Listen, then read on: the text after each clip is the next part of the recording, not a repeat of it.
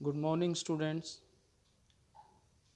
आज के इस वीडियो में हम रियल नंबर्स यानी वास्तविक संख्याओं के बारे में पढ़ेंगे।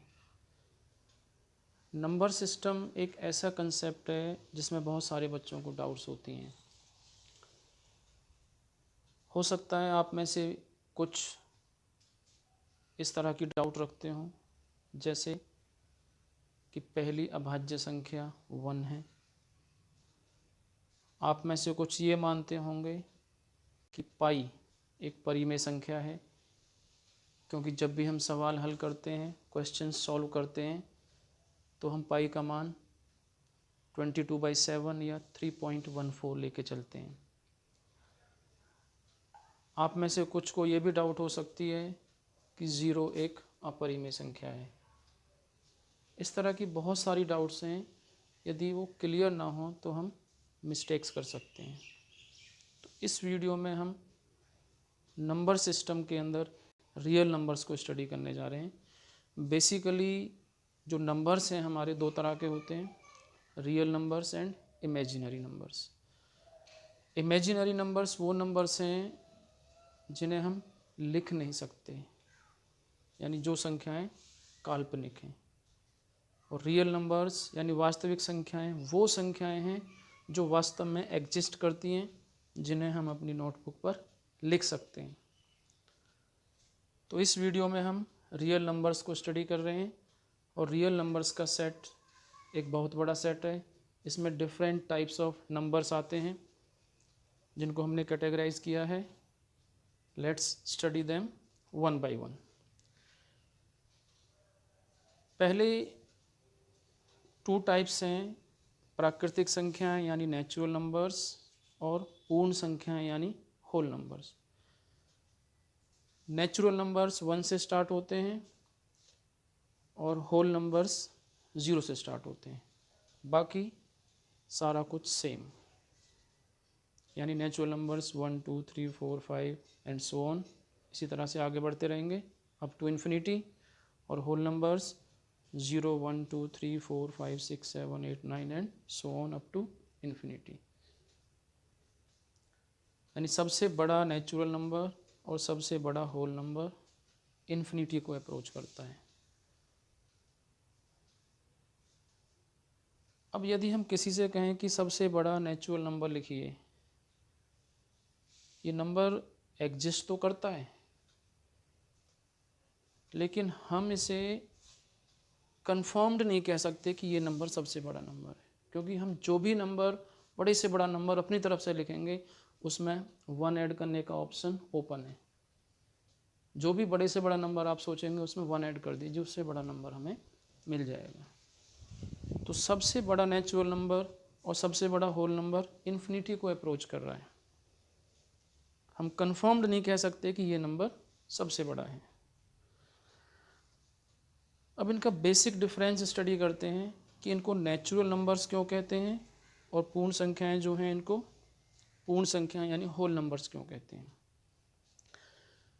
नेचुरल नंबर्स वो नंबर्स हैं जो नेचर में एग्जिस्ट करते हैं। These numbers sound meaningful. एक एग्जांपल से समझते हैं। एक बच्चे को अर्ली स्टेज में जब हम काउंटिंग सिखाते हैं तो हम उसके सामने कुछ ऑब्जेक्ट्स रखते हैं, कुछ चीज़ें रखते हैं और पूछते हैं ये कितनी हैं। जैसे हमने उसके सामने 2 पेंसिल रखी और बच्चे से पूछा ये कितनी पेंसिलें हैं, तो बच्चा उनको काउंट करेगा 1 2 इस तरह से। तो क्योंकि इन नंबर्स को हम काउंटिंग सिखाने के लिए यूज़ करते हैं, इसलिए इनको काउंटिंग नंबर्स भी कहा जाता है। और काउंटिंग सिखाने के लिए वास्तविक चीज़ें रखी जाती हैं, जो चीज़ें नेचर में एग्जिस्ट करती हैं, जो चीज़ें हैं वास्तव में, इसीलिए इनको नेचुरल नंबर्स कहा जाता है। और ये 1 से स्टार्ट होते हैं। और शुरू में जब नंबर्स को डिस्कवर किया गया था तो हमारे पास 1 से लेके 9 तक के नंबर्स ही थे, क्योंकि 0 की डिस्कवरी काफ़ी बाद में हुई है। तो आप इमेजिन करिए कि जब 0 हमारे पास नहीं था तो हम 9 के बाद के नंबर्स को कैसे लिखते होंगे। अब क्योंकि 0 की डिस्कवरी के बाद ये जो नेचुरल नंबर्स थे ये कंप्लीट हो गए थे, इसीलिए नेचुरल नंबर्स को 0 के साथ जोड़ के एक नया सेट हमने बनाया जिसे नाम दिया गया होल नंबर्स, यानी पूर्ण संख्याएं। यानी हमारी संख्याएं पूरी हो गई। अब हम कितनी भी संख्याएं लिख सकते थे, कोई भी बड़ी से बड़ी संख्या हम लिख सकते हैं, इसीलिए इन संख्याओं को नाम दिया गया पूर्ण संख्याएं यानी होल नंबर्स। अब यहाँ से एक बात आपने नोट की कि इन दोनों में बड़ा सेट कौन सा है। ऑब्वियसली पूर्ण संख्याओं का सेट बड़ा सेट है, क्योंकि इसके अंदर एक संख्या ज़्यादा है 0, और नेचुरल नंबर्स का सेट छोटा सेट है, क्योंकि इस सेट के अंदर एक संख्या कम है, 0 नहीं है। तो यहाँ से एक रिजल्ट होल्ड करता है कि सभी प्राकृतिक संख्याएं पूर्ण संख्याएं हैं, परंतु सभी पूर्ण संख्याएं प्राकृतिक संख्याएं नहीं हैं, क्योंकि एक बड़े सेट के अंदर एक छोटा सेट आ सकता है, परंतु छोटे सेट के अंदर एक बड़ा सेट नहीं आ सकता। छोटा सेट है हमारा प्राकृतिक संख्याओं का और बड़ा सेट है पूर्ण संख्याओं का। तो प्राकृतिक संख्याएं पूर्ण संख्याएं हैं, लेकिन सभी पूर्ण संख्याएं प्राकृतिक संख्याएं नहीं हैं। Next type of numbers is पूर्णांक यानी इंटीजर्स। यदि हम पूर्ण संख्याओं के सामने प्लस या माइनस का चिन्ह लगा दें तो जो संख्याएं हमें मिलती हैं उन्हें पूर्णांक कहते हैं। हमारे होल नंबर स्टार्ट होते हैं 0 से, 0 1 2 3 4 5 एंड सो ऑन। यदि हम इनके सामने प्लस और माइनस के साइन लगा दें तो हमें दो तरह की संख्याएं मिलेंगी। एक वो संख्याएं जिनके सामने नेगेटिव साइन होगा, घटा का चिन्ह होगा, और एक सेट उन संख्याओं का होगा जिनके सामने पॉजिटिव साइन यानी जोड़ का साइन होगा। तो इन दोनों तरह की संख्याओं के सेट को हम पूर्णांक कहते हैं। प्लस के चिन्ह वाली संख्याएं धनात्मक पूर्णांक यानी पॉजिटिव इंटीजर्स कहलाती हैं, और माइनस के चिन्ह वाली संख्याएं ऋणात्मक पूर्णांक यानी नेगेटिव इंटीजर्स कहलाती हैं। और 0 इन दोनों को डिवाइड करता है। संख्या रेखा यानी नंबर लाइन पर लेफ्ट में नेगेटिव इंटीजर्स होते हैं, 0 के लेफ्ट में नेगेटिव इंटीजर्स होते हैं, और 0 के राइट में पॉजिटिव इंटीजर्स होते हैं। सम संख्याएं यानी इवन नंबर्स, जो संख्याएं 2 से पूरी भाग हो जाती हैं वे संख्याएं सम संख्याएं कहलाती हैं। The numbers which are divisible by 2 are called even numbers. First even number is 2, 4, 6, 8, यानी 2 ऐड करके हम नेक्स्ट इवन नंबर अगली सम संख्या ज्ञात कर सकते हैं। तो दो लगातार सम संख्याओं में कितने का डिफरेंस होता है? 2 का। विषम संख्याएं यानी ऑड नंबर्स, जो संख्याएं 2 से पूरी भाग नहीं होती वे संख्याएं विषम संख्याएं कहलाती हैं। और पहली विषम संख्या है 1, नेक्स्ट 3, 5, 7 एंड सो ऑन। तो दो विषम संख्याओं के अंदर भी कितने का गैप है, कितनी संख्याओं का अंतर है? 2 का अंतर है, यानी 2 ऐड करके हम नेक्स्ट विषम संख्या निकाल सकते हैं। नेक्स्ट टाइप इज अभाज्य संख्याएं यानी प्राइम नंबर्स। जो संख्याएं केवल 1 तथा स्वयं से ही भाग होती हैं वे संख्याएं अभाज्य संख्याएं कहलाती हैं। The numbers which are divisible by 1 and itself only are called prime numbers. First prime number is 2, next 3, 5, 7। 2 prime है, अभाज्य है, क्योंकि ये केवल दो संख्याओं से भाग हो रहा है, 1 और अपने आप यानी 2 से। इसी तरह से 3 1 से हो रहा है और 3 से हो रहा है। 5 1 से और अपने आप से यानी 5 से। इस तरह से हम अभाज्य संख्याएं लिख सकते हैं। एक बात आप यहाँ पे ध्यान दें कि 1 से 50 तक की संख्याओं में 15 अभाज्य संख्याएं हैं और 51 से लेकर 100 तक 10 अभाज्य संख्याएं हैं। तो कुल मिलाकर 1 से लेकर 100 तक 25 अभाज्य संख्याएं हैं। आप लिख कर इनकी प्रैक्टिस करें। भाज्य संख्याएं यानी कंपोजिट नंबर्स, ये वो संख्याएं हैं जो 1 और अपने आप के अलावा और संख्याओं से भी भाग हो जाती हैं। The numbers which are divisible by numbers other than 1 and itself are called composite numbers. और पहली भाज्य संख्या है 4, क्योंकि 4 1 से भाग हो रहा है, अपने आप से यानी 4 से हो रहा है, इसके अलावा 2 से भी ये भाग हो रहा है, क्योंकि ये 1 और अपने आप के अलावा भी किसी और संख्या से भी भाग हो रहा है, इसीलिए ये भाज्य संख्या है। इसी तरह से 6, 8, 9 एंड सो ऑन भाज्य संख्याएं हैं। यहाँ पे कुछ पॉइंट्स आपको ध्यान रखने हैं। जैसे पहली अभाज्य संख्या 2 है और 2 अकेली सम संख्या है जो अभाज्य है। 2 के अलावा सारी अभाज्य संख्याएं विषम हैं। 1 ना तो भाज्य है और ना ही अभाज्य,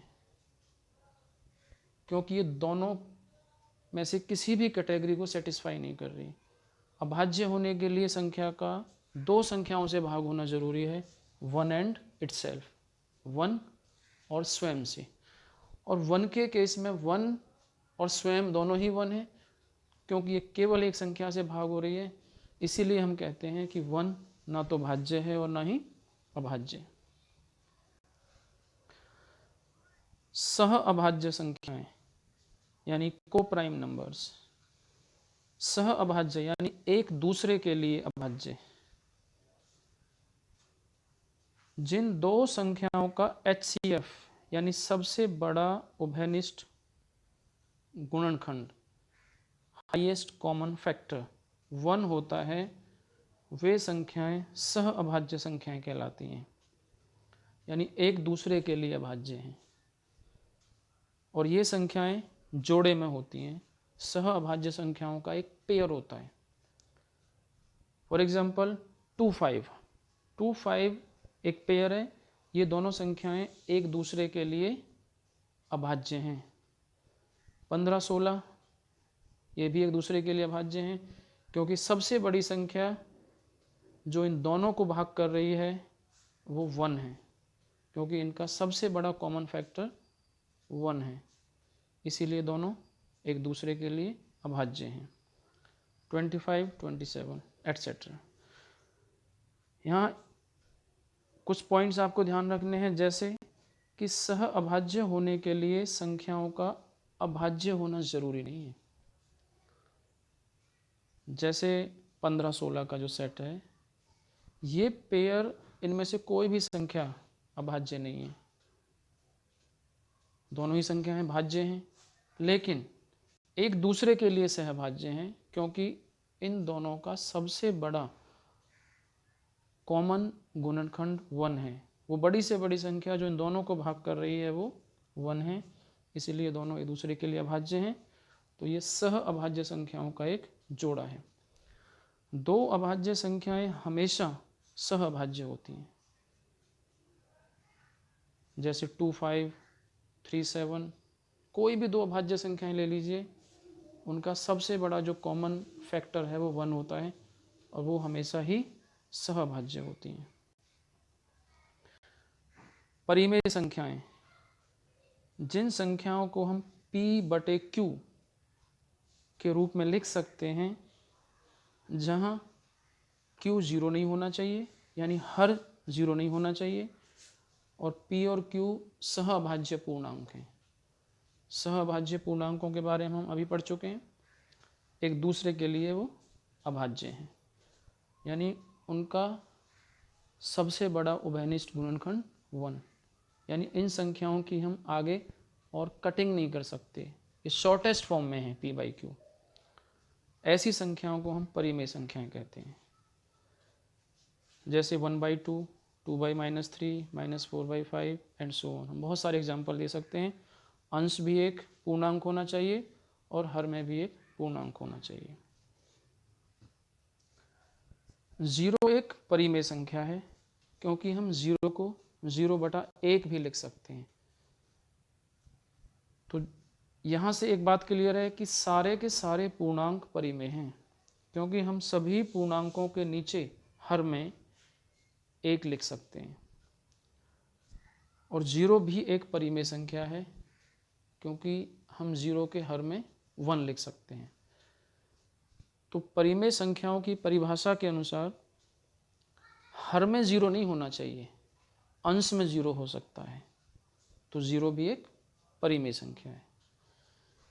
एक परिमेय संख्या का दशमलव प्रसार या तो शांत होता है, यानी टर्मिनेटिंग होता है, या अशांत तथा पुनरावृत्ति वाला, non terminating but recurring. Recurring means repeating.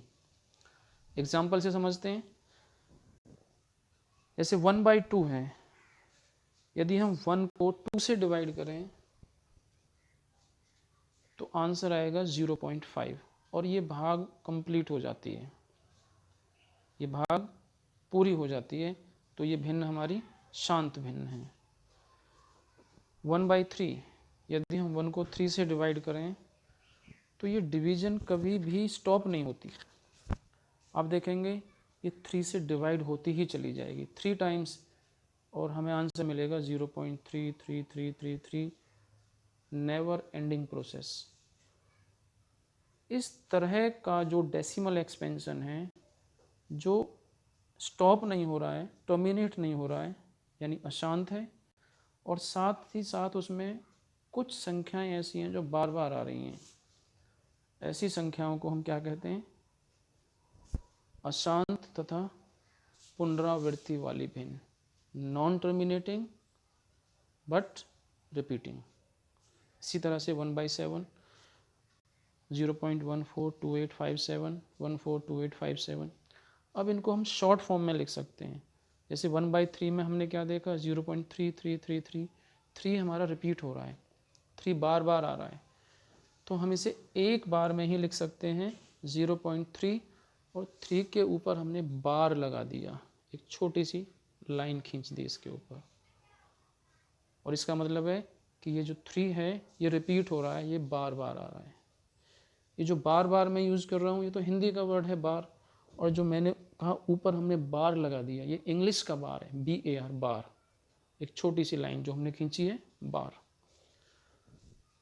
तो अगर कोई नंबर हमारा बार बार आ रहा है तो हम उसके ऊपर क्या करते हैं? एक बार लगा देते हैं। इससे अंडरस्टूड है कि ये नंबर रिपीट हो रहा है और ये डिवीजन नॉन टर्मिनेटिंग है। 1/7 की जो वैल्यू है 0.142857, और फिर से रिपीट हो रहा है 142857, फिर से 142857। तो यहाँ पे हमने क्या देखा कि 142857 रिपीट हो रहा है, बार बार आ रहा है, तो हमने इसके सारे के ऊपर बार लगा दिया, और जहाँ तक बार लगा होता है वहाँ तक की संख्या हमारी बार बार रिपीट होती है। Next type of numbers is अपरिमेय संख्याएं। जिन संख्याओं को हम p/q के रूप में नहीं लिख सकते वो संख्याएं अपरिमेय संख्याएं कहलाती हैं। जैसे पाई, √2, √3, √5, √7 एंड सो ऑन। एक अपरिमेय संख्या का जो दशमलव प्रसार है वो अशांत तथा बिना पुनरावृत्ति वाला होता है, यानी non terminating and non recurring. ना तो ये भाग कंप्लीट होती है, कभी स्टॉप होती है, और ना ही इसके अंदर कोई रिपीटिंग ब्लॉक आता है। यानी ना ही कुछ संख्याएं ऐसी मिलती हैं जो बार बार आती हैं, रिपीट होती हैं, कोई रेपिटिशन नहीं होता, और ना ही ये डिवीजन कंप्लीट होती है। जैसे एग्जांपल के लिए 1.01 001 0001, 4 times 0 1, 5 times 0 1 and so on. तो यहाँ पे हमने क्या देखा कि डेसिमल के बाद जो संख्याएं हैं उनमें कोई रिपीटिंग पैटर्न एक जैसा नहीं है। एक ज़ीरो है, फिर 1, फिर 2 ज़ीरो हैं 1, 3 टाइम्स 0 हैं 1, 4 टाइम्स 0 हैं फिर 1, 5 टाइम्स 0 हैं 1। तो ज़ीरोज़ का जो नंबर है वो सेम नहीं है, वो इंक्रीज हो रहा है। यानी रेपिटिशन में एक यूनिफॉर्म पैटर्न नहीं है, एक जैसी संख्या रिपीट नहीं हो रही है। ऐसी संख्याओं को हम अपरिमेय संख्याएं कहते हैं, क्योंकि ना तो ये पूरा पूरा भाग हो रही है, टर्मिनेट भी नहीं हो रही है, और ना ही इसके अंदर रेपिटिशन है। तो ये नॉन टर्मिनेटिंग, नॉन रिपीटिंग है, तो इन्हें हम कहते हैं अपरिमेय संख्याएं। अब ये पाई का कंसेप्ट क्लियर करते हैं। एक्चुअली पाई एक अपरिमेय संख्या है। हम प्रश्नों को हल करने के लिए जनरली पाई की वैल्यू 22/7 या 3.14 ले लेते हैं, लेकिन ये जो वैल्यूज हमने ली हैं 22/7 या 3.14, ये पाई की एक्चुअल वैल्यूज नहीं है। जो पाई की एक्चुअल वैल्यू है वो 3.14 159 26 535 डैश डैश इस तरह से है। यानी ये जो पाई की एक्चुअल वैल्यू है ये ना तो टर्मिनेट हो रही है और ना ही इसके अंदर कोई रिपीटिंग ब्लॉक है। यानी पाई की जो एक्चुअल वैल्यू है वो नॉन टर्मिनेटिंग, नॉन रिपीटिंग है। नॉन टर्मिनेटिंग, नॉन रिपीटिंग या नॉन रेकरिंग, एक ही बात है। इसीलिए पाई एक अपरिमेय संख्या है। तो परिमेय संख्याएं दो तरह की होती हैं, या तो टर्मिनेट होगी या non terminating but recurring. Terminate नहीं होगी लेकिन रेपिटिशन होगा, कुछ डिजिट्स बार बार आएंगी। और जो तीसरी कैटेगरी है जहाँ डेसिमल एक्सपेंशन किसी संख्या का टर्मिनेट भी नहीं होता और उसके अंदर कोई रेपिटिशन भी नहीं है, ऐसी संख्याएं अपरिमेय संख्याएं यानी इर्रेशनल नंबर्स कहलाती हैं। जिन संख्याओं पर स्क्वायर रूट, क्यूब रूट इस तरह से साइन होते हैं और वो साइन हटते नहीं हैं सिंप्लीफाई करने के बाद भी, वो सारी संख्याएं भी अपरिमेय संख्याएं होती हैं। √2 एक अपरिमेय संख्या है, क्योंकि स्क्वायर रूट के अंदर जो हमने 2 लिखा है, ऐसा कोई नंबर नहीं है जिसका स्क्वायर करने पर 2 मिले मुझे। तो इस पर से जो स्क्वायर रूट का साइन है वो हटेगा नहीं, और जब स्क्वायर रूट का साइन हटेगा नहीं इसके ऊपर से, तो ये अपरिमेय रहेगी। √3 क्योंकि 3 एक परफेक्ट स्क्वायर नहीं है, तो 3 पर से स्क्वायर रूट का चिन्ह नहीं हटेगा, तो 3 भी एक अपरिमेय संख्या है। लेकिन कुछ संख्याएं ऐसी हैं जिन पर से स्क्वायर रूट का, क्यूब रूट का चिन्ह हट जाता है, जैसे √16, √25 इस तरह से।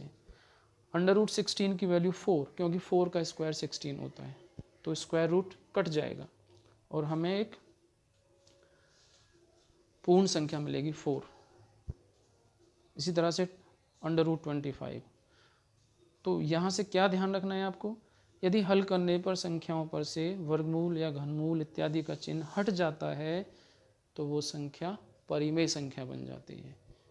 यदि सिंप्लीफाई करने पर square root, cube root etcetera नहीं हटते हैं तो संख्या अपरिमेय ही रहती है। आई होप इस वीडियो से आपकी कुछ डाउट्स क्लियर हुई होंगी।